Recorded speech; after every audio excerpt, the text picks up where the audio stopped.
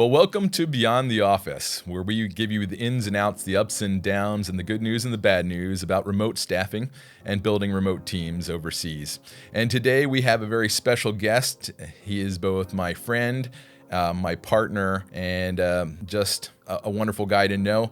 His name is Aaron Nair. He is the head of Staffing Global India. So we're happy to have you here today, Aaron. Happy to be here, Bill. Thank you for the opportunity.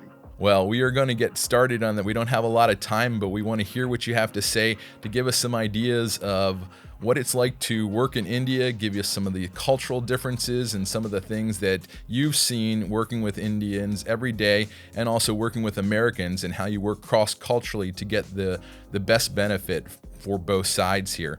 And so I don't think it's a stretch to say that for many Americans, they have not always had the best experience in working with Indians. The bad call center rep is kind of legendary. It's the stuff comedians talk about, or what you talk about at the dinner table if you've had a bad experience. And so I was wondering if you could kind of walk us through, why is that? Why do people have those bad experiences, and what do you do to make that better? So can you give us some insight into what's happening there? That's a great question, Bill. You're right. I mean, you're not wrong when you say that people do think about the bad call center reps. That's the experience that most Americans must have had about, working with Indians. But what's also true is it's not a realistic indication of the talent pool in India. So what you got to understand is, some of these reps, most of these reps, to be precise, are probably high school dropouts or youngsters who are just out of college who would have very little to no understanding of what American culture is. So they are put on the rolls with very minimum training. So these would be basically the bottom strata of the talent pool in India. And they have very little to no training on dealing with cultural nuances. So that goes on to prove the experiences most Americans must have had while dealing with them. Okay, but the Indian job pool is very versatile, and one would be surprised to know that even people like Sundar Pichai, the CEO of Google, or Satya Nadella, the CEO of Microsoft, they come from India, right? So you can find great talent in India, but you just have to be open-minded, and you got to do the right thing, because what's inexpensive may not always be the best solution. And some of the things that has made us successful working with our American clientele would be creating cultural intelligence, making people more empathetic towards other cultures, improving communication, practicing active listening, and problem-solving skills. These are some things that helps them even if they get into a situation where they have to resolve conflicts. These are some of the things that have been very, very helpful for us and has made us successful in our interactions with our clients. And that's been my experience as well. What we find is for some people, they're just going overseas to cut costs, and that's what you often see in these call centers. And it gives everybody a bad experience, but that's not what it's like when you're really being intentional about going over and working in India and building good relationships and building a good team, and really understanding that they're not just a low-cost solution, but they are a part of your team, even though they're 10,000 miles away. And when you incorporate them into your team, like they're, working next door, that's when you really start to see the greatest amount of benefit. And that's been my experience. Would you agree? That is absolutely correct, Will. You're on point. Thanks. So I think for many people working overseas, when Americans think of working overseas, they often think, oh, well, we're taking advantage of people.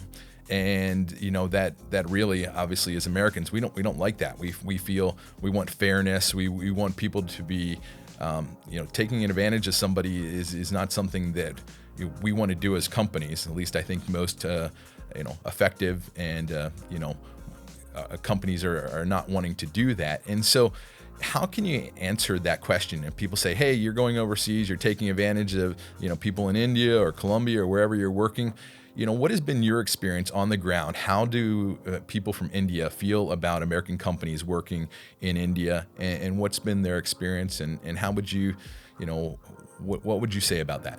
That's a great question again, Will. And I get this a lot whenever we meet our clients because they're good people. Obviously, they do not want to take advantage of anybody anywhere in the world. So while some people may have concerns about American companies outsourcing work to India, it's important to recognize that outsourcing is a business strategy aimed at optimizing costs, accessing specialized skill sets, or expanding operations. It's not necessarily about taking advantage of workers, but rather a result of the globalized nature of business and the search for competitive advantages.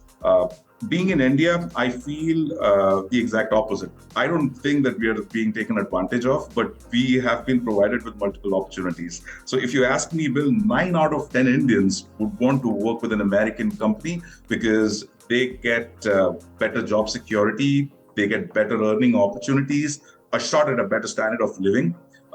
They get exposed to international standards. There is a cultural exchange and a very good working environment, a better environment than what they can find with their local companies. So I think it's the exact opposite. Wonderful. So when you say better environment, what do you mean by that? Is it just a better office, or what do you mean by better environment? Give us an idea there. That's an amazing question. So when you look at traditional Indian setups, we are conditioned to respect our superiors, okay? And most people would not have a voice. I mean, when we talk about traditional Indian setups, but when we talk about some of these multinational companies or some of these global players, they have been instrumental in changing this scene. So, in most American companies, there is this open door policy. You can express yourself. You have a voice as an employee. And, that has enabled creativity. People are more productive and they are more willing to participate and contribute. So that's the change that I'm talking about. We're talking about a cohesive and a congenial environment that fosters growth and development. And that's what I found. Obviously I'm 10,000 miles away from some of my workers, but I can't really have an open door policy, but I have an open WhatsApp policy. So for those of you who are not internationally, know that WhatsApp is kind of like the message center for the rest of the world. And so we have WhatsApp channels, and I message with my team on WhatsApp almost on a daily basis. And so I have this open WhatsApp policy. So if they need me, rather than coming into my office, because that would be a little bit hard, they can message me. And I think that's really what you're talking about and that there's a much bigger distinction in India between the boss and the workers. And in the US, you just get this much tighter fit, and people in my experience, they love that. They're looking for that, and that's what makes a great cultural fit. If you're able to do that and collaborate with them in that way, it's a benefit to everybody. So I first went to India probably, I don't know, how long ago was it, Aaron? Was it 6 years ago? I'm not sure. That's about 6 to 7 years ago. Six to 7 years ago. So when I first went there, it was overwhelming for me when I first got there. And when I got there, I thought it was going to be like a free for all in business. And basically it was anything goes. But in fact, I found just the opposite. In many ways, they were more organized or had some more rules set up than we here have in America. So can you talk to us a little bit about what are some of the differences you see in hiring in India as compared to the U.S. to help our audience out if they were to go this direction, something that you think that they would really need to know? Certainly, Bill. I mean, let's talk about the big difference here. So probably you're referring to the notice period, because in the US, you could separate from your employer by just giving 2 weeks notice, right?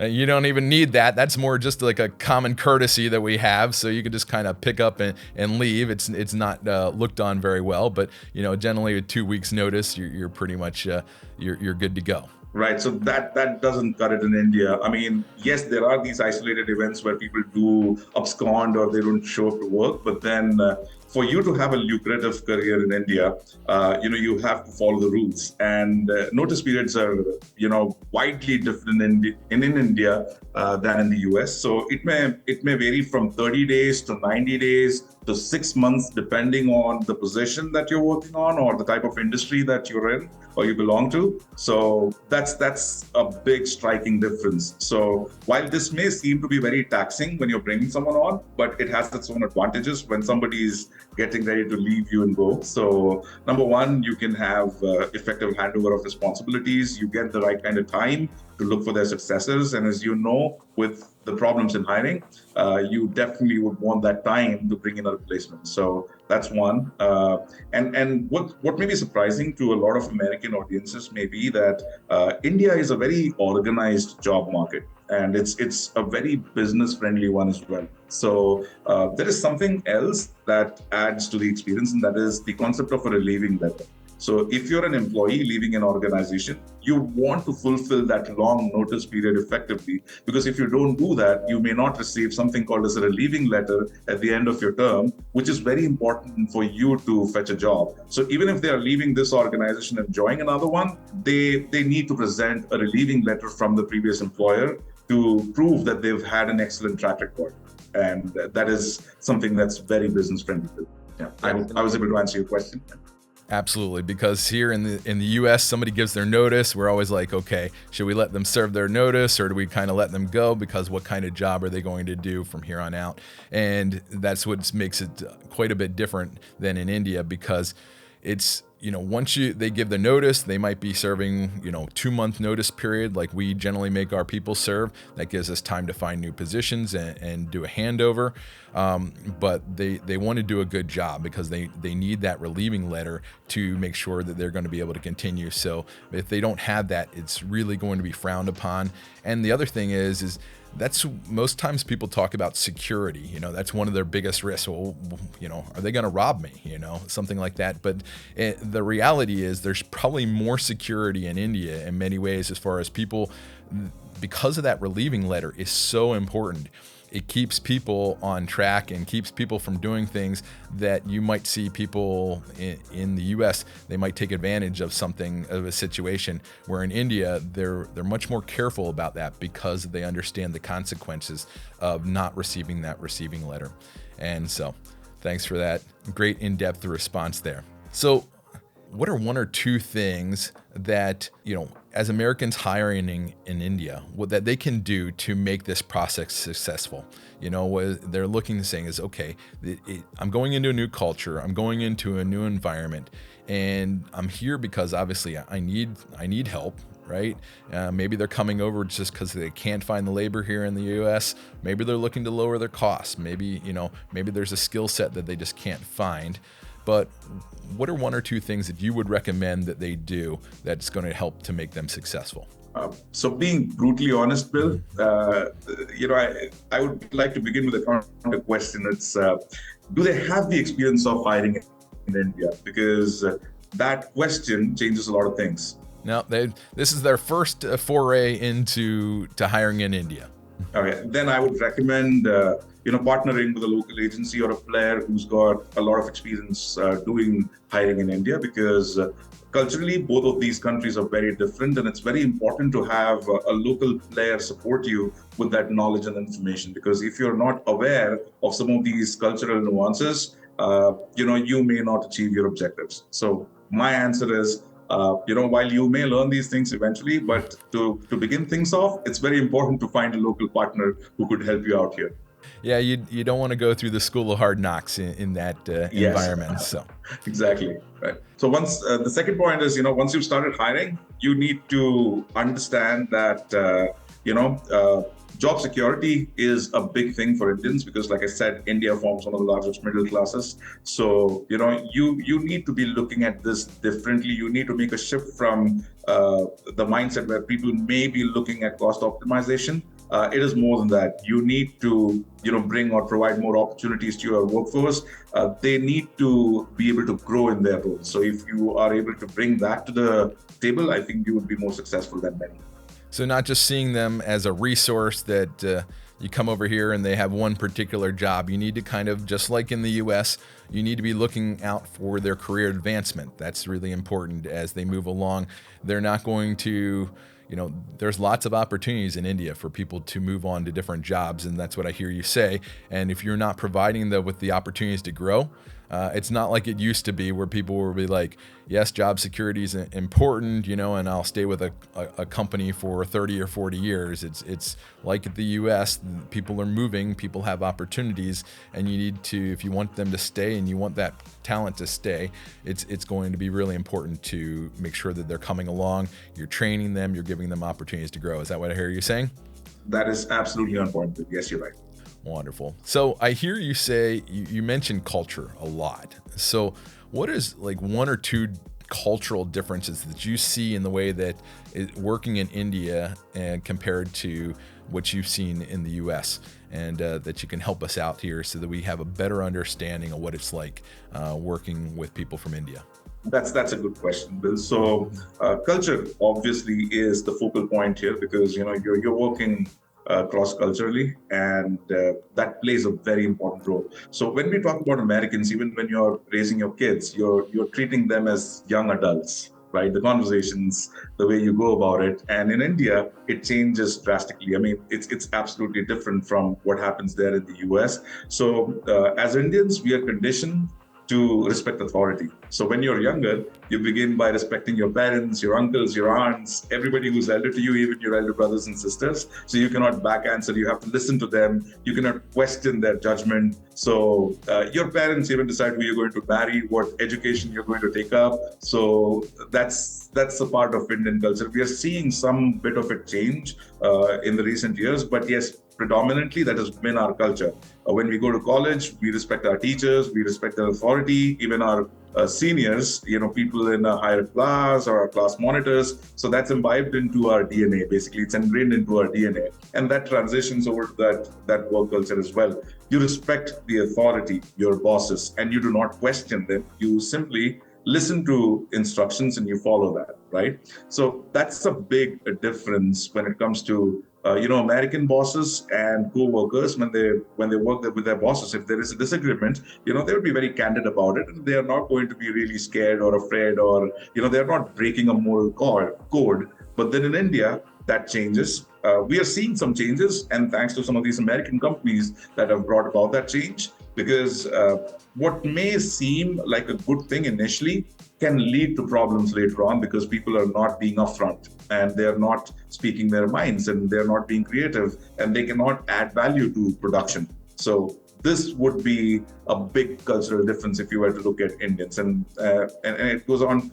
See, the thing is, India has been under colonial rule for 200 years. So it's ingrained in their DNA, that servitude, they cannot ask questions, that moral code, it makes a big difference. So understanding this, and if you want to be successful as an employer who's working cross-culturally, I would recommend that you reinstate on the fact that people need to have their voices. You give them an environment where they feel comfortable and they can express themselves freely and be more creative. Wow. That's awesome. And that's what I found as well. This is a double-edged sword or a two-sided coin in the fact that we talk about them, being very respectful, which is awesome. And people love that. When I go over there, I come into the office and it's a little bit disconcerting because everybody stands up and shakes my hand, and you're seen in a much different light than you are in the US, which is amazing. But there's also this, sometimes having to elicit difficult information can be a challenge. And that's when I talk about the good news and the bad news about hiring overseas, this is one of the things that you really need to deal with. And to overcome that, we really need to look at what type of environment are we creating. And because of that history, it can sometimes take a lot of effort and work to overcome some of that. But once we do that, you have a very respectful culture who then is going to be able to approach you and give you the information that you need. But it's going to take some work to do that. And so, yeah, I can understand that as the cultural difference that you would pick. So you work with a lot of American clients who are obviously hiring our Indian staff. What are a couple things that they're saying that they see in our staff that they really like? What is it that, if somebody's looking and thinking of going overseas, like, why would I do this, right? Because again, we go back to the call center, like, this is the worst experience of my life. Why would I even look at going to India or overseas? What types of things are they saying? What's been the benefit to the American companies as you talk to them? That's a great question again. Well, so the obvious is they find Indian employees to be very respectful, and they enjoy working with them because of all the respect and attention that they give to their American counterparts. They always look up to their American counterparts. They follow instructions very well. And our clients tell us that in some cases, the Indian counterparts are better off technically, like, for example, in their Excel abilities, with going head to head with their American counterpart, probably they'd be more well versed in some of these tools. So that is something that we've heard a lot of our clients say.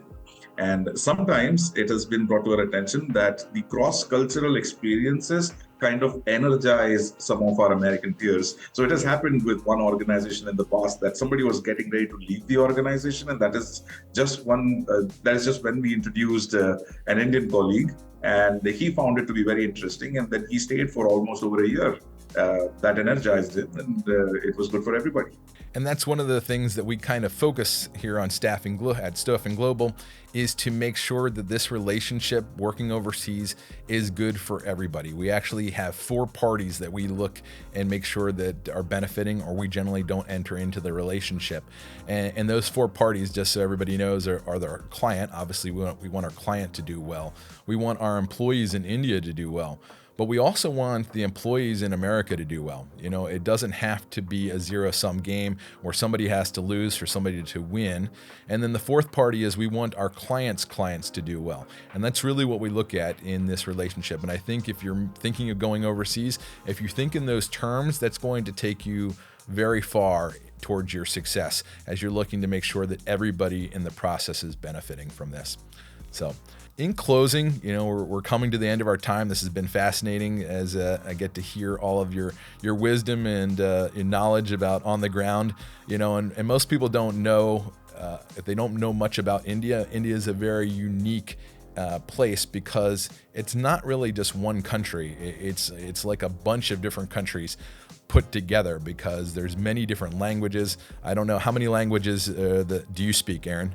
I speak close to 5 languages. Yeah, that's the amazing thing. We, as Americans, we're generally having problems with one.